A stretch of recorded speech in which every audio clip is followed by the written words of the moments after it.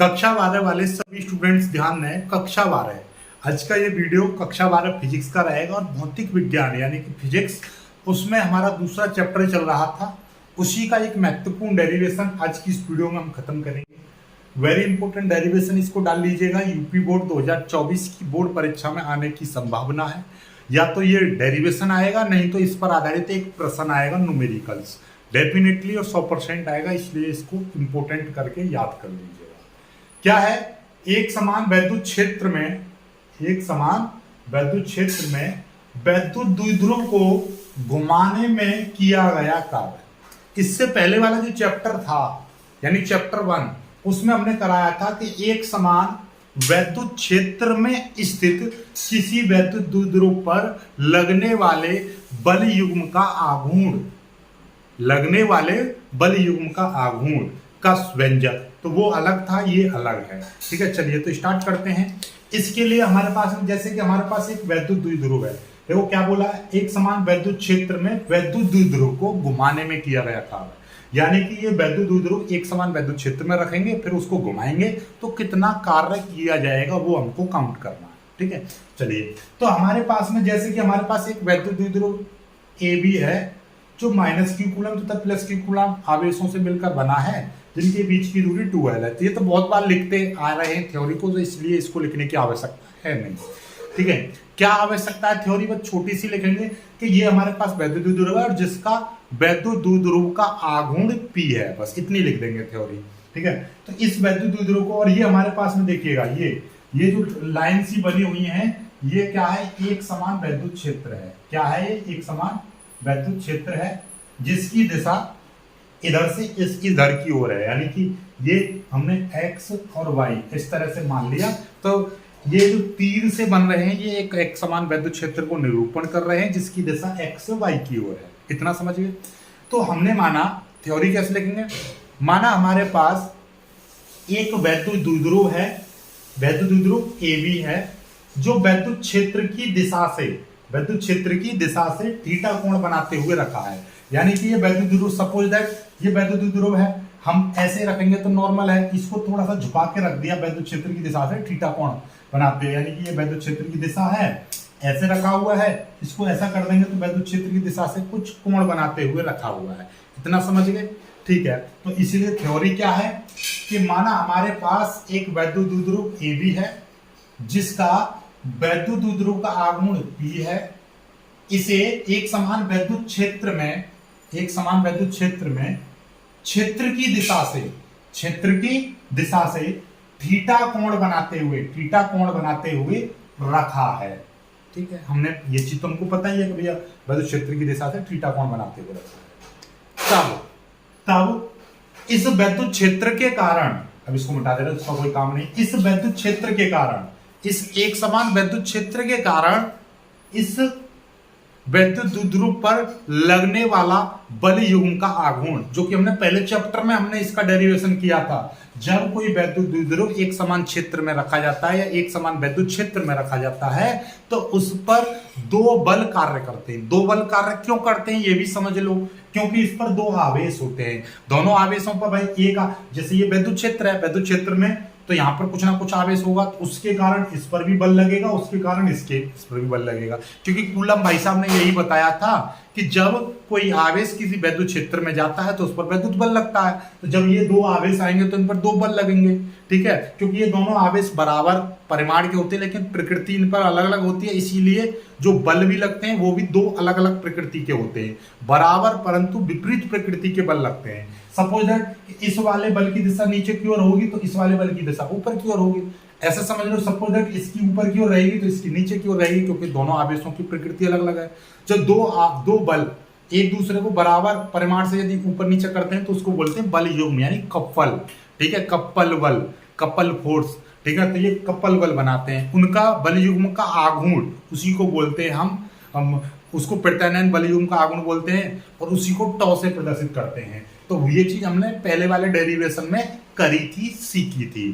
ठीक है, तो जब कोई वैद्युत द्विध्रुव किसी एक समान वैद्युत क्षेत्र में रखा जाता है तो उसके आवेशों के कारण उस पर दो बल कार्य करते हैं जिनको हम प्रत्यानयन बल युग्म कहते हैं, और इस प्रत्यानयन बल युग्म के आघूर्ण को हम बल युग्म का आघूर्ण कहते हैं। और इसका मान कितना होता है भाई, तो इसीलिए हमने यहाँ पे लिख दिया सीधे सीधे, क्योंकि यहाँ पे एक डेरिवेशन तो करके नहीं दिखाएंगे डायरेक्टली।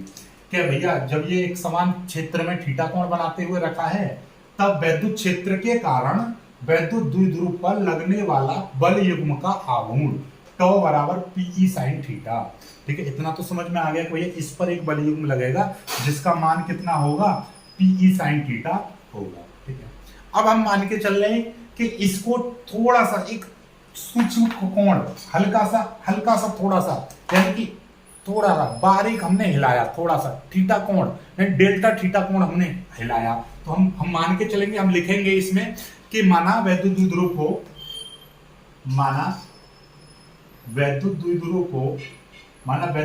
को डी थीटा कोण यानी सूक्ष्म, ऐसे लिख दो, सूक्ष्म कोण यानी डी थीटा घुमाने में कृत कार्य या घुमाने में किया गया कार्य, हिंदी में लिख सकते हो आप किया गया, चलो इतना ही लिख दो, घुमाने में किया गया कार्य। तो भैया जब से छोटा सा कोण सूक्ष्म कोण घुमा रहे हैं तो उसमें सूक्ष्म कार्य निकलेगा भाई, जिसके पीछे डी लग जाता है उसका मतलब फिजिक्स में समझ लो सूक्ष्म, बायोलॉजी वाले स्पेशली ध्यान दो, जिसके पीछे डी लग जाए उसको समझ लो सूक्ष्म। तो भैया जब सूक्ष्म कोण हिलाएंगे तो थोड़ा सा मान लीजिए समझो कि भाई हम कह रहे हैं थोड़ी सी चीज है, ऐसा थोड़ा एक चुंबक होता है, चुंबक लोहे को आकर्षित करता है, लेकिन छोटी सी चुंबक लेंगे तो उससे तो थोड़ा सा लोहे का बरूदा ही खींच पाएगा, लेकिन बड़ी चुंबक लेंगे तो वो छोटे छोटे लोहे की कीलों को भी खींच सकता है। तो ऐसे छोटा सा रहेगा तो छोटा सा हिलाएंगे तो थोड़ा सा बल युग्म का आघूर्ण निकलेगा, तो हम इसीलिए हम इसको कहेंगे वैद्युत द्विध्रुव को सूक्ष्म कोण डी थीटा घुमाने में किया गया कार्य। तो W बराबर देखिएगा, जब कोई चीज वैसे नॉर्मली आपको देखिए पहले कार्य बराबर होता है बल गुणा विस्थापन, ध्यान से समझ लेना, चीजों को ध्यान से समझो, कार्य का फॉर्मूला होता है बल गुणा विस्थापन, ये नॉर्मली बात है। यदि हम किसी ये बल कोई बॉक्स है, इस पर यदि मैं ऐसे फोर्स लगा दूं, ये थोड़ा सा यहाँ पर विस्थापित हो गया एस दूरी, तो ये क्या हो जाएगा, कार्य बराबर हो जाएगा बल गुणा विस्थापन, W बराबर Fs। ठीक है, इतना आ गया। लेकिन जब ये चीज हमने, ये तो ऐसे सी दी गई, लीनियर मोशन में गई, यदि कोई चीज ऐसे घूमने लगे तो हम वो कौन सा, ये तो है एक समान गति, जब कोई चीज घूमती है तो हम उसको बोलते हैं रोटेशन मोशन, यानी कि हम उसको क्या बोलते हैं, वृत्तीय गति बोलते हैं।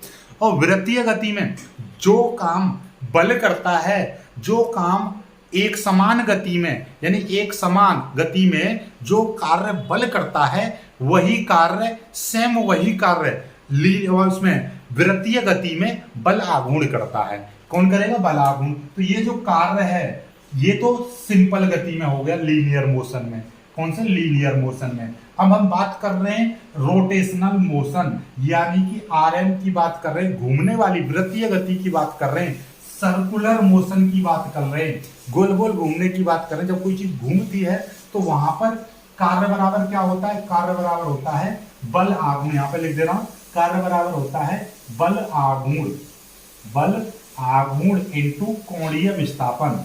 क्या, कोणीय विस्थापन। ये चीज कहां से आई भाई, जो काम लीनियर मोशन में बल का होता है वही काम रोटेशन मोशन में या सर्कुलर मोशन में बल आघूर्ण का होता है।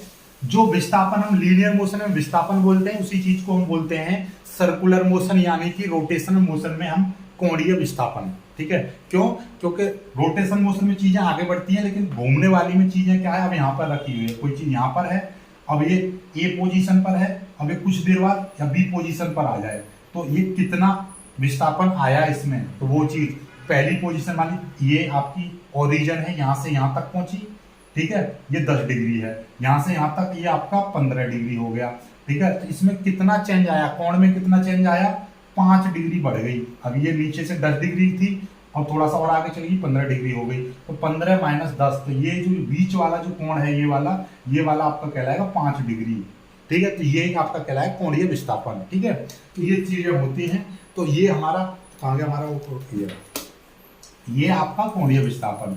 ठीक है, तो इसीलिए हमने क्या लिखा, इसको सूक्ष्म कार्य, तब भैया ये सूक्ष्म कार्य डी डब्ल्यू क्यों लगा दिया, क्योंकि थोड़ा सा विस्थापन है, थोड़ा सा सूक्ष्म कोण है, तो थोड़ा सा ही कार्य निकलेगा, तो डी डब्ल्यू बराबर, ठीक है, टॉ इंटू ये क्या हो जाएगा, टॉ हम डॉट प्रोडक्ट लगा दे रहे हैं, कोई दिक्कत नहीं, टॉ इंटू ये क्या है, कोणीय विस्थापन यानी कि डी थीटा, ठीक है, कोणीय विस्थापन यानी कि कितना कोण, सूक्ष्म कोण हिला रहे हैं, सूक्ष्म कोण, विस्थापन क्या, सूक्ष्म कोण, ठीक है, इतना समझ में आ गया, चलेगा।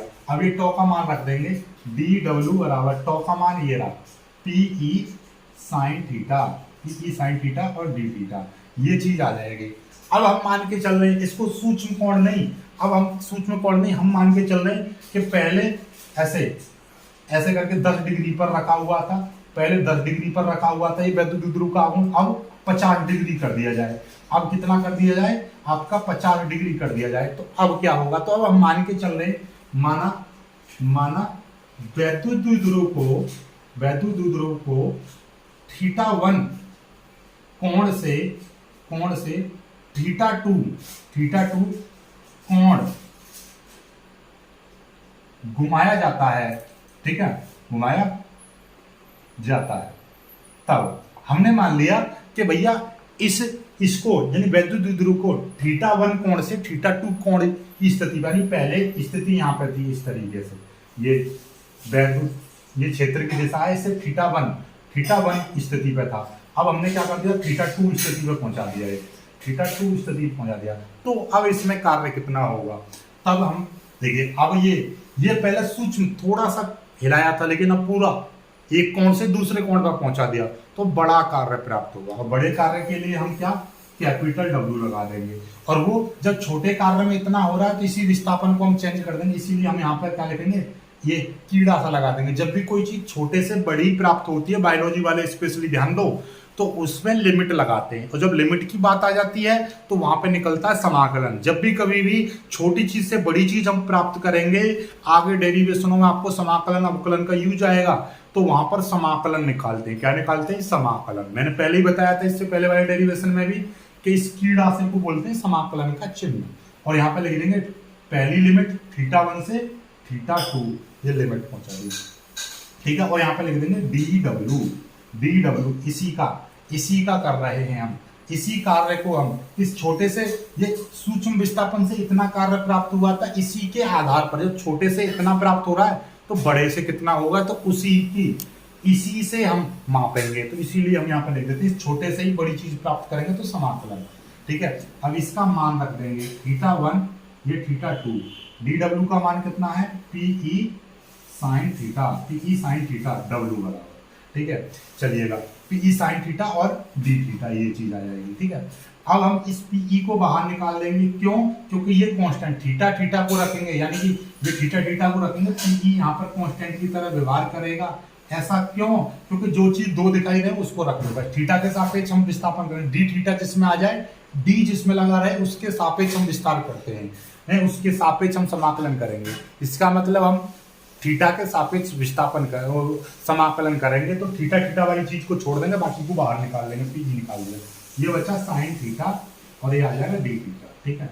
अब ध्यान से समझो जरा चीजों को, मैं सिखाता हूँ आपको, कुछ चीज मैं आपको सिखा रहा हूँ, ठीक है। यहाँ तक कर लिया, यहाँ के बाद में कुछ चीजें इसको मिटा दे रहा हूँ मैं, ठीक है, इसको ही मिटा दे रहा हूँ, यही तो कर दूंगा मैं, ठीक है। अब चीजों को सीखो, बायोलॉजी वाले स्पेशली याद रखो, बायोलॉजी वाले क्या रखेंगे भाई, ये बोलते हैं, ये चिन्ह की चीज का है, समाकलन का, याद रखिएगा, इसको बोलते हैं समाकलन। जैसे ये है आपका जोड़ का, ये चिन्ह है जोड़ का, तो ये है गुणा का, ये है भाग का, उसी तरीके से ये कीड़ा सा, ये है समाकलन का, ठीक है। मैंने पहले ही बताया था साइन एक्स का समाकलन x के सापेक्ष, इसको बोलेंगे साइन एक्स का समाकलन x के सापेक्ष, ठीक है। साइन एक्स का समाकलन x के सापेक्ष ये होता है minus cos theta, minus cos x, ठीक है, क्या होता है माइनस कॉस एक्स, ठीक। और भैया कॉस एक्स का क्या होता है भाई, याद रखिएगा, कॉस एक्स का होता है साइन एक्स, कॉस एक्स का क्या होता है साइन एक्स। समाकलन x की पावर n का होता है x की पावर n+1/n+1, ये होता है। इस चीज को याद रखिएगा, इन चीजों को आपको दिमाग में, बस 3 फॉर्मूले मैंने बताए समाकलन का, ठीक है।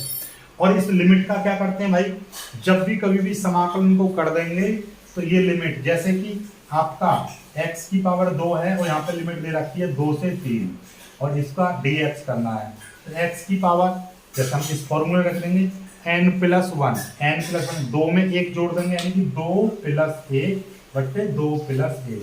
इस लिमिट को, इस वाली लिमिट को हम यहाँ पर रख देते हैं इस तरीके से। इसका क्या हो जाएगा, x की पावर 3 बट्टे 3, ये इस तरीके से आ जाएगा 2 और 3। इसका मतलब क्या है, ये 3 है, नीचे वाला 3 बाहर निकल जाएगा। और इसको सॉल्व कैसे करते हैं, जहां जहां पर x आ रहा है वहां पर एक बार ये वाली वैल्यू, ऊपर वाली वैल्यू रखेंगे, ये 3 की पावर 3, क्योंकि x की जगह पे मैंने 3 रख दिया, ये फिर बीच में लगाते हैं माइनस, फिर x की जगह पे 2 रख देंगे और उसकी पावर भी 3।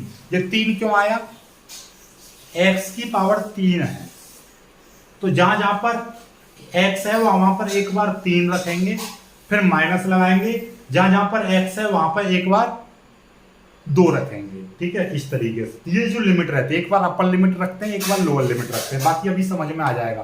बायोलॉजी वालों को थोड़ा सा डिफिकल्ट पड़ेगा, उनके लिए मैं अलग से एक वीडियो बनाऊंगा जिसमें आपको समझा दूंगा मैं, ठीक है। इसी तरीके से यहाँ पर देखिएगा, ये साइन थीटा है, तो ये W बराबर क्या हो जाएगा, PE जो का क्यों आ जाएगा, बड़ा ब्रैकेट साइन थीटा का, थीटा के सापेक्ष समाकलन क्या होता है, साइन थीटा का समाकलन होता है माइनस कॉस, जैसे साइन x का होता है cos x, उसी तरीके से साइन थीटा का हो जाएगा cos थीटा, ठीक है। और ये यहाँ पर θ1 और ये θ2, ये लिमिट यहाँ पे आ जाएगी बाहर। इस माइनस को पहले सबसे पहले बाहर निकालो, माइनस मैंने बाहर निकाल दिया, अब ये बचा cos थीटा और ये लिमिट θ1 और ये θ2 यहाँ पे आ जाएगी। एक बार मैंने क्या बताया था, यदि x होता तो एक बार x की जगह पे ऊपर वाली लिमिट, फिर बीच में माइनस, फिर एक बार नीचे वाली लिमिट, ठीक उसी तरीके से क्योंकि ये थीटा है तो एक बार इस थीटा की जगह पर एक बार ऊपर वाली लिमिट रख दूंगा θ2, फिर बीच में माइनस लगाऊंगा, एक बार cos, यहाँ पर थीटा की जगह पे एक बार नीचे वाली लिमिट रख दूंगा θ1, ये आ जाएगा, ठीक है। अब इस माइनस चिन्ह को अंदर पहुंचा दूंगा तो ये cos θ2 माइनस का हो जाएगा और ये प्लस का हो जाएगा, यानी कि चिन्ह बदल जाएंगे, तो PE बराबर PE और ये हो जाएगा cos θ1, ये प्लस का हो गया, ये वाला माइनस का हो जाएगा, तो माइनस के को मैं पीछे लिख दे रहा हूँ इस तरह से। तो ये W बराबर, ये कार्य निकल आया आपका, ये कार्य निकल आया, यहीं से आपका स्थिति बनती है, यहीं से आपका नोट बनेगा, नोट नंबर 1, ये तो कार्य निकल आया इतने जूल, इसका मात्रा क्या बन जाएगा, जूल, ठीक है। यदि यहीं से ये तो निकल आया, यदि वैद्युत द्विध्रुव को साम्य स्थिति से, यदि मैं पहला नोट बना दे रहा हूं, यदि वैद्युत द्विध्रुव